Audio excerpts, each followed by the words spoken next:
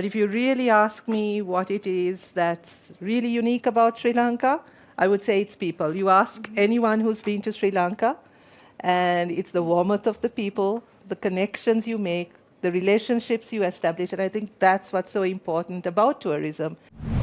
It's a good way to start. And Prime Minister, thank you very much. We're very honored to have you here with us.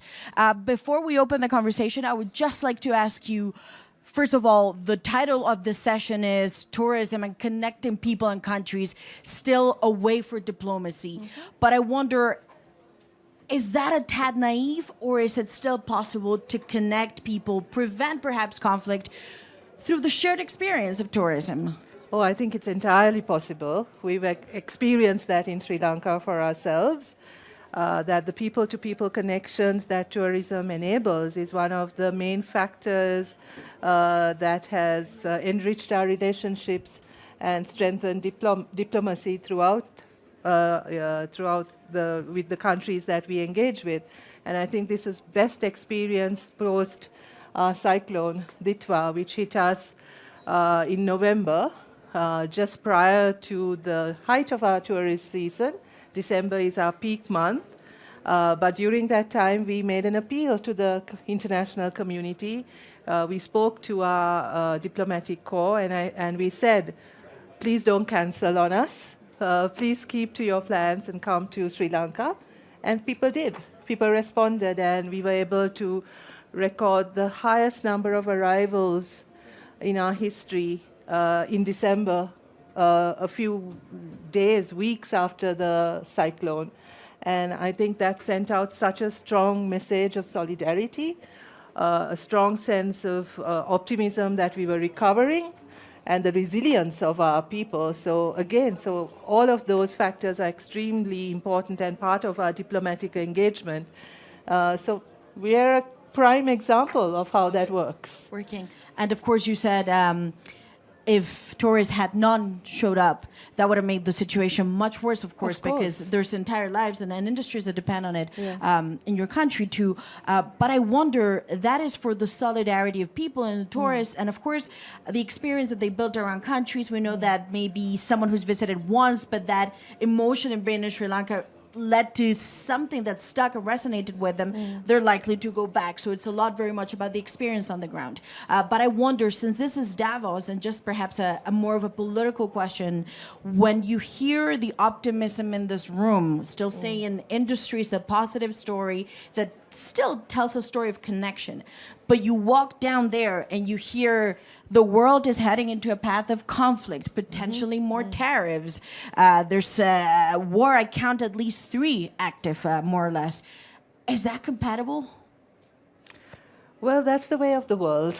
That is the reality that we have to deal with. And I think we still need to look for stories of hope, stories of recovery, stories of resilience, and you find that throughout the world. And I would like to think Sri Lanka is one of those stories.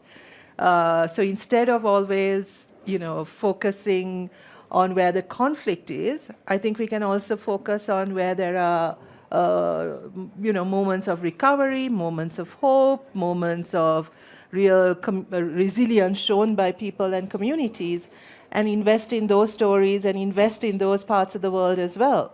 So maybe shift the narrative, right? And I think we are offering an experience that can shift that narrative. And I think shifting that narrative is also important because that is also part of the story of the world.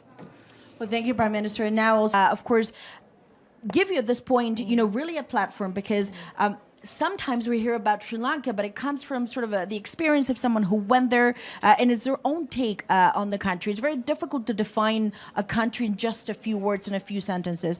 But, given that we're here in Davos, and the great thing about Davos is that you get to be in 30 different countries in a week because you get to have all of these meetings that normally you'd have to travel for, and now they're all concentrated here. So what is the image beyond the pitch? Because that seems to me too reductionist. What is the narrative that you come here and you explain about your country, in particular with the sector? Well, my fellow panelists talked about tourism as an experience now, and I think Sri Lanka really offers a unique experience because, yes, we have culture, we have heritage, we have great food, we have history, we have wildlife, we have beaches. all packed into 650,000 square meters. So within a day, you can sort of experience all of these different aspects of Sri Lanka. But if you really ask me what it is that's really unique about Sri Lanka, I would say it's people. You ask anyone who's been to Sri Lanka, and it's the warmth of the people, the connections you make, the relationships you establish, and I think that's what's so important about tourism and tourism today in this very unstable, chaotic context, where tourism can be that bridge, can build those human relationships and those people-to-people connections that bring a little bit of sense of sanity amidst all of this chaos. And I think Sri Lanka, the connections you make in Sri Lanka will really be meaningful in that sense. So it's a society, you would say, that is still open to the world. And this seems a cliche, but it's not, because at this point in time, there are clear countries, and I don't want to name names because that's not the point, that are really retrenching, that I'm saying we go first. Yeah. Then the rest, it's an open conversation. So would you say maybe perhaps that is also what they can find, a society that is still open to making these connections? Open to making those connections. I think the way we welcome people, the word that we use, Ayubowan itself, right? It's about may you live long, have a long life, right? And I think that sentiment is what we've been known throughout history for.